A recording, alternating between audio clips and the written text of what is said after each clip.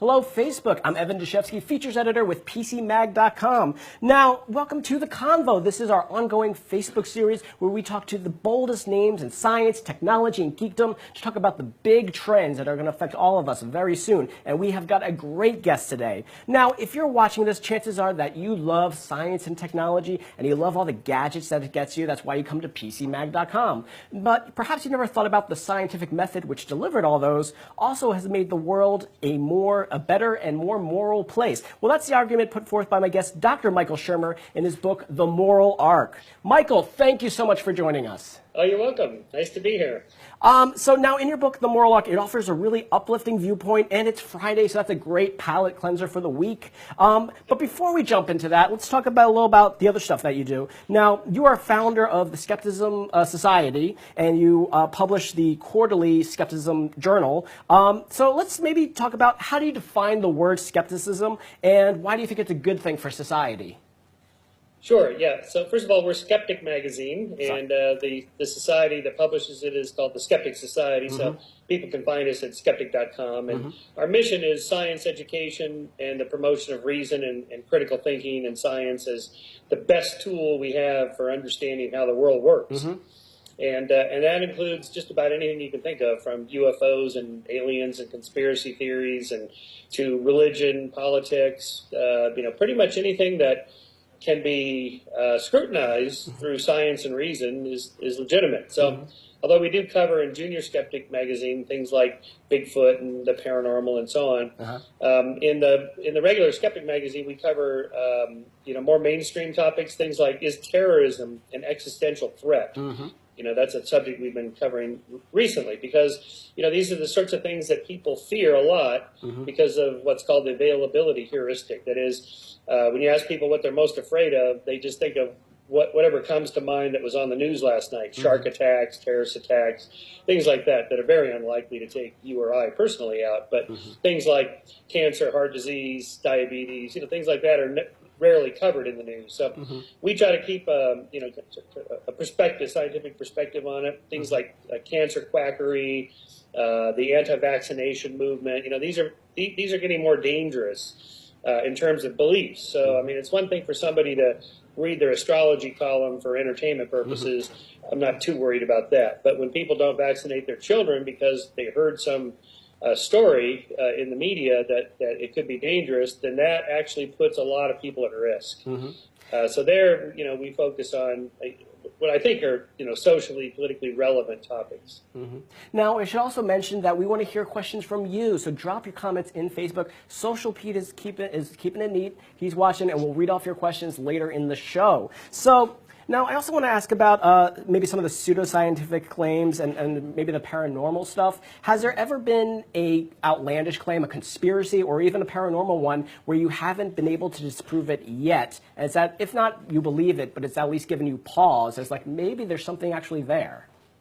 Well, I have to say the Kardashians is an unexplained paranormal phenomenon. Fair enough.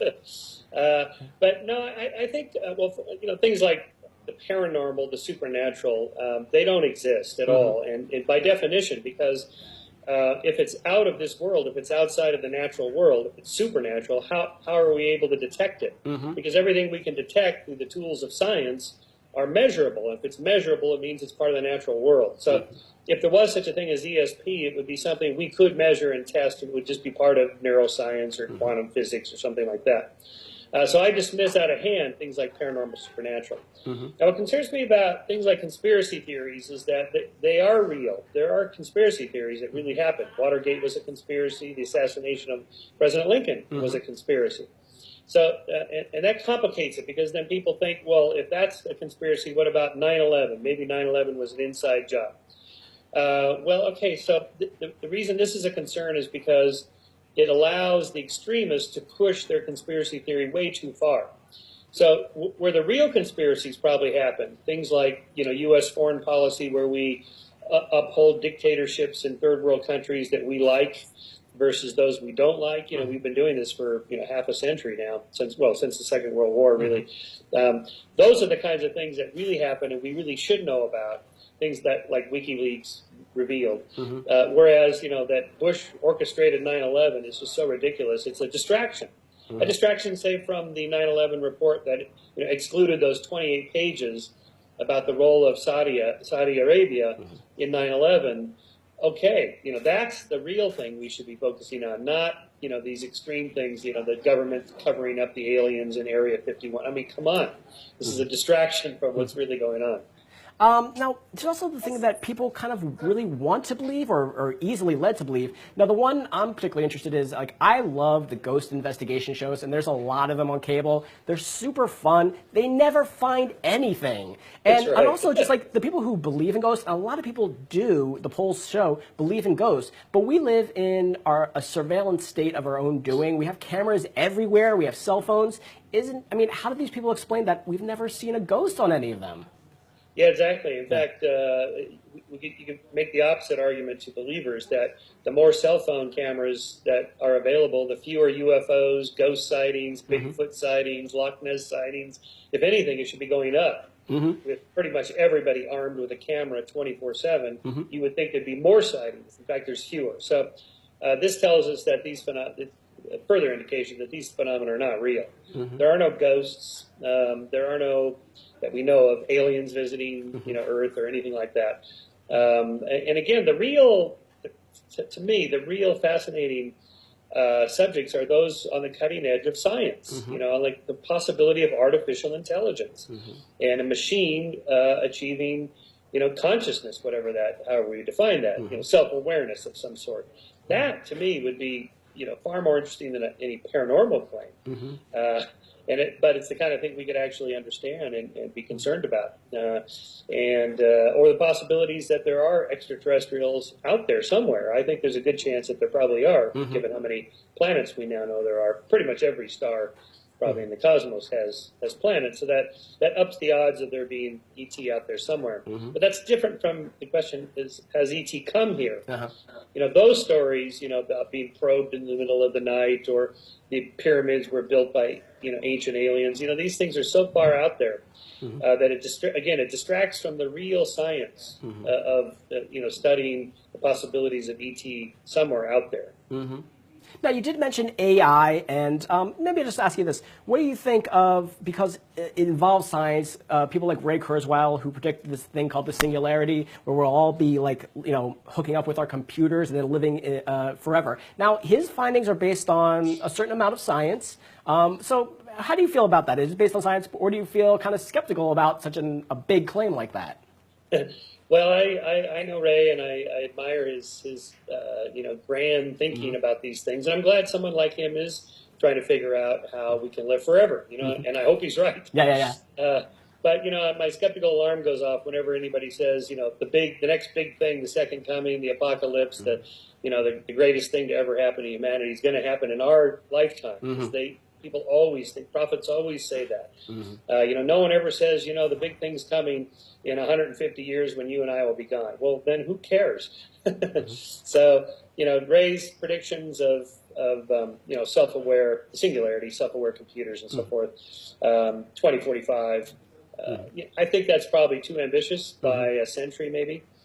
It's probably coming. In principle, certainly computers can have human-level intelligence. But the proverbial, it's 10 years away and always will be, I think will extend for probably the next century. So I don't think it's the kind of thing you and I have to worry about. There's a movement afoot now about, this sort of apocalyptic AI thinking that, that somebody's going to design a machine that makes paper clips, and it'll turn your atoms and my atoms and the atoms of your studio there into paper clips and continue on and turn the whole world into a paper clips machine, and the entire universe will be nothing but paper clips. I think these thought experiments are not well thought out. I think they carry on too much without the normal checks and balances that we will build into our AI. In other words, a stop button. You just open the back up and go stop. And of course, their argument is that, well, the machine will know that there's a stop button, and it'll do something to stop you from pushing the stop button. I'm not too worried about it, and I don't think AI will have the kinds of emotions that humans have, for acquisitiveness and vanity and greed and the desire to conquer the world. These are the kinds of emotions that mostly young men with fantasies about conquering the world have that machines won't have. So I'm not too worried about either of those scenarios. I think we have plenty of time to develop AI without the consequences of us going extinct. Right. Now I see Facebook's already blowing up. Pete, what you got? So with regard to AI, do you feel like it could make us more moral if we had that sentient AI that is maybe objective and less emotional than us? Interesting. Yeah, that's a great question. In the moral arc toward the end, in the last chapter, I project, where the moral sphere expansion that I talk about throughout the book, that it includes more rights for more people in more places. Well, where do we go from there? Well, animal rights is, we're in the middle of that rights revolution right now. Well, what about AI? What about, is Data a person? You remember the Star Trek episode where Data is put on trial? Mm-hmm. And, it's a classic episode because it runs through all the criteria we use to consider what makes somebody a person. Mm-hmm. Not just a sentient being, but an actual person with rights. And I think probably there's two areas, I think, in the future. The possibility that AI should have rights. You can't, once you make them, you can't turn them off. Can't dismantle Data because he's a person any more than you could dismantle you or I. Mm-hmm. And then the other one is, I think, probably the future is the rights of future humans to have a livable planet. That is, we have a moral obligation to construct our social, political, economic, and environmental systems to be sustainable indefinitely into the future for future generations, the rights for them to be born into a sustainable, livable planet. Cool. So I think those two areas are ripe with intellectual discussion now, and it's a good thing. So we got off talking about the future, and I wouldn't talk about your book, The Moral Arc. That's not about history, not only history, but the big history, the big story. Now, in this book, you make the claim, it's a remarkable claim, that we are now, currently, 2016, living in the most moral period in our species' history. That is a big claim. For people who aren't familiar with the argument in the book, can you maybe give the elevator pitch for that? Yep, sure. Basically, if you look back at the long trajectory of human society over, just say, the last 1,000 years or so, the chances of you and I dying violently 500 years ago, say, were much higher than they are now. Just in terms of how many people, what percentage of the world's population has the right to vote. In 1919, I should say, the United States was not a full democracy. Women, half the adult population, was not allowed to vote. I mean, it's pathetic, and yet here we are now. Every country in the world, including Saudi Arabia, which just voted last year to allow women to vote, has given women the franchise, and that's an idea of expanding the moral sphere to encompass more people. Gay rights, that one happened probably faster than any rights revolution in history. It just sort of cascaded since 2011 when those in favor of same-sex marriage outvoted those against it, and even the president changed his mind. And after that, it was just a matter of a couple of years. So those are the sorts of things that have been happening, and most people know about it if you remind them. Slavery is illegal in every country in the world now. Torture is illegal in all Western countries. And the rights for gays and blacks and women and so on, now animals, that's the kind of thing we've been marching along pretty steadily. And the other thing I do in my book is I argue that it's primarily because of science and reason, ever since the Enlightenment. And the idea that if you want to make a case, a moral argument, you have to have a good argument. You have to have reasons. You have to have evidence for your argument. You can't just declare it to be so by fiat because you have a bigger army or you have the one true God behind you. But that's no longer a legitimate argument. I mean, some religious people make that argument anyway, but it's not acceptable. People just reject it out of hand. As the late great Christopher Hitchens said, is those that make assertions without evidence can be dismissed without evidence. You got to have evidence, and so it's really the idea that rights were not just invented in the late 18th century, but discovered in the sense that individual sentient beings have a desire for autonomy and freedom. And those are the kinds of rights that are embedded in our constitutions now. And I claim that that's an argument based on reason and science, not religion or any other ideology. What role do you think technology has in all this? And like thinking specifically of something like social media, does you think that encourages empathy in a way because we can see people in other countries or talk to them or see how people are living in just other towns that we don't really see here in America? Do you think there's a role for that? Oh, absolutely, totally. I mean, one of the expanders of moral sympathies is having contact with other people that are different from you. So one of the rights drivers, for example, for same-sex marriage was just television and novels and films in which gay people came out, and Ellen and so forth, and the Seinfeld episode, not that there's anything wrong with that, just making light of it, and so that people that have more exposure to gay people, for example, just in their daily lives or work lives, are more likely to agree with same-sex marriage, and we know that people that travel a lot are more tolerant of people that are different from them. People that have in their libraries, personal libraries, travel books, tend to be more liberal in the sense of being tolerant and wanting to give more rights to more people. And so the internet, of course, does that. Technology makes all that available. Now, of course, there's always a dark side to that, just like the same printing press that can print Shakespeare can also print Mein Kampf. The internet that can fuel all these great moral revolutions also allow ISIS to recruit people all around the world. So, but we can't go backwards. We just have to keep going forward and counter bad ideas with good ideas. And the more exposure people have to other people that are different from them, the better in the long run. Facebook, what you got? To circle back, you were mentioning religion earlier. I mean, do you still feel like there's a place for religion and spirituality in the world now? That's a good question. So first of all, spirituality, I distinguish from religion. Spirituality is a broader term. I mean, you don't have to be a believer for that. People that, meditate, for example, or just take long walks on the beach, whatever. There's different ways to get your spirituality that has nothing to do with belief in God. Even religion. I think the future of religion, I think in the moral world will become less and less as people inculcate into thinking that these rights should be upheld for individuals in and of themselves. They stand alone. They don't require an outside Archimedean focal point of a god or a religion. That people have inherent value morally and have those rights by birth. It's just part of our human nature that we have these rights, and that it doesn't matter what God you believe in, what religion you are, those rights stand. And even if you're an atheist, those rights stand. If you're this religion versus that religion, I don't care. The rights still stand.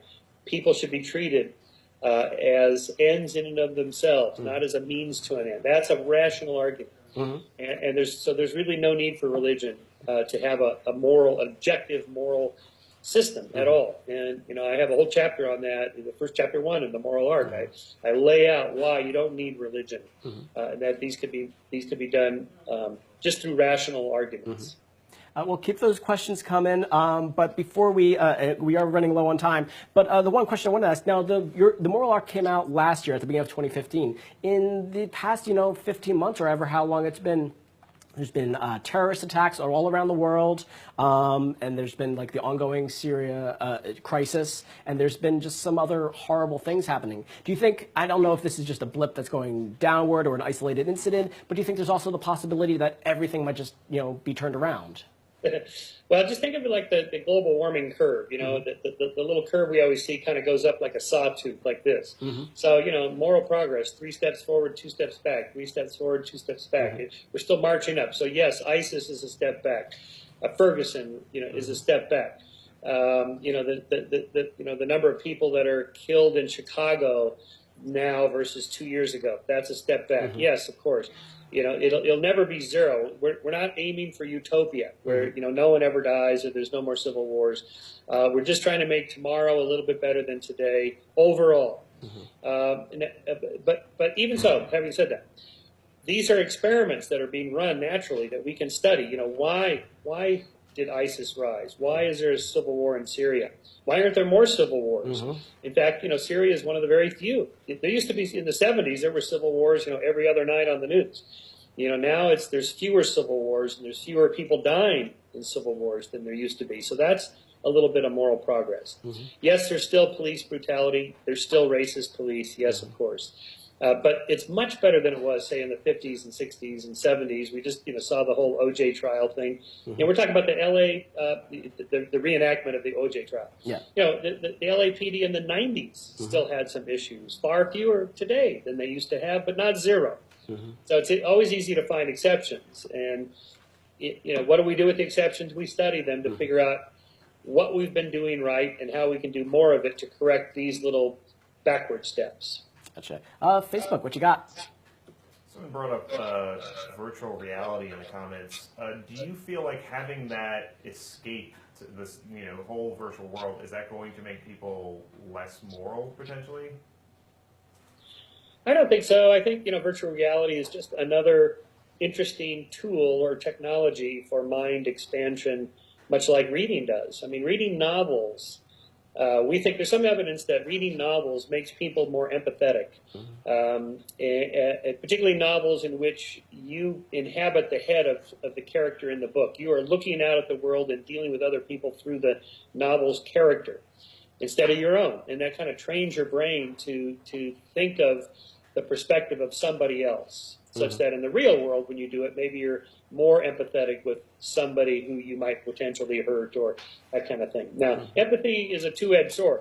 Empathy is good in terms of us, just sort of taking the perspective of somebody else, but it also makes us more tribal in the sense that if we're super empathetic with our fellow in-group members, that makes us, more hostile toward other members of other groups that are potentially threatening to our group. So we have to be careful. Empathy is not, the panacea that's going to save humanity.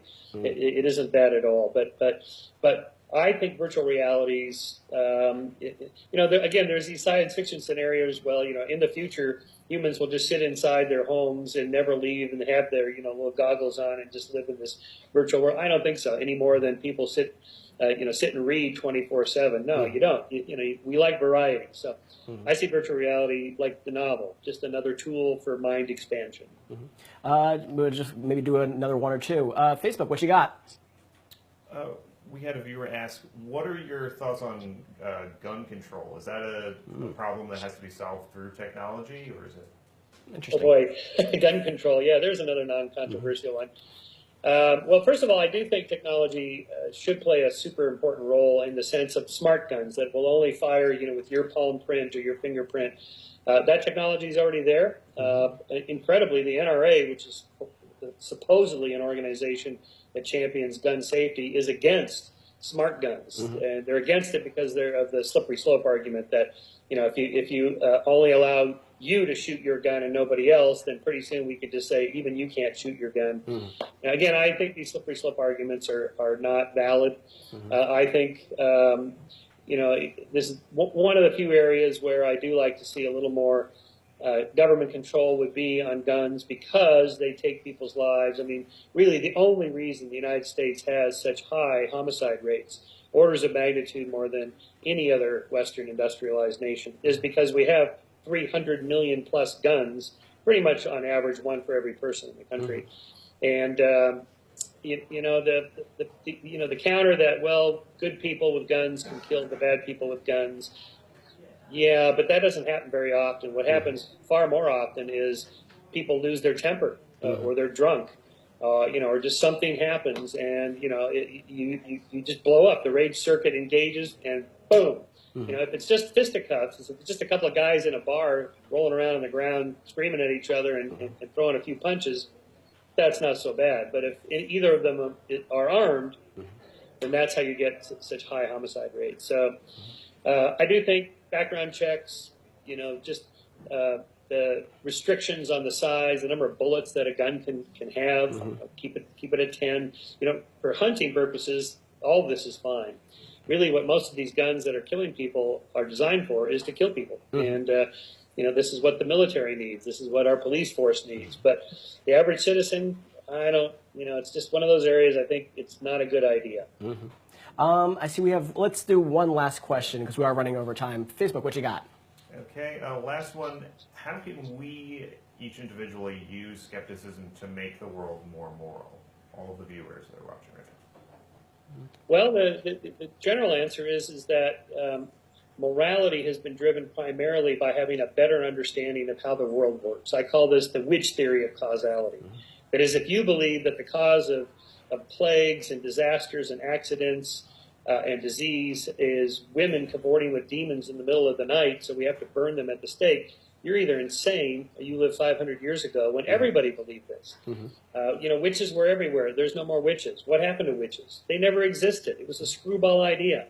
We didn't understand weather. We didn't understand plagues. We had a poor understanding of how the world works. We have a much better understanding now because of science. So the more science, the more reason we have, the better off all of us will be. Everything from the end of poverty to everyone having a cell phone and access to all information in the world via the net, to just the expansion of empathy because I can see other people, in some other part of the world. All of those things I think are the future of humanity thanks to science and technology. Now, you're the author of many, many, many books. You can look them up online. I imagine you're working on at least 1 or 2 books right now. Is there anything you can talk about what the next project is? My next book that I'm about 3/4 of the way through now is called Heavens on Earth. And it's about the search for immortality and perfectibility of human nature and society. So the first part, Search for Immortality, I deal with the Singularity, Ray Kurzweil, the mind uploaders, the people that want to, achieve the Connectome, like we did the genome, and scan the Connectome and upload it into a computer and turn it on, like Johnny Depp in Transcendence. In a way, that's the Kurzweilian dream, and I think, again, it's wonderful that somebody's working on these problems, but I don't think we're there. My skepticism is that, I hope you're right, that, before I die, I get to live forever, but I'm going to be so mad if they achieve immortality 1 year after I die. I'm going to come back and haunt Kurzweil as a ghost. Great. Because he originally said it was 2030, and he bumped it up to 2040, 2045. It's like, dang, I don't know if I'm going to make it. So that's what the next project is about. Well, Michael Shermer, thank you so much for doing this. This is a fascinating conversation. Thank you to everyone on Facebook who participated. Thank you to Social Pete. If you like it, give us a like, give us a share, tell your friends and family, and be good to one another. Peace.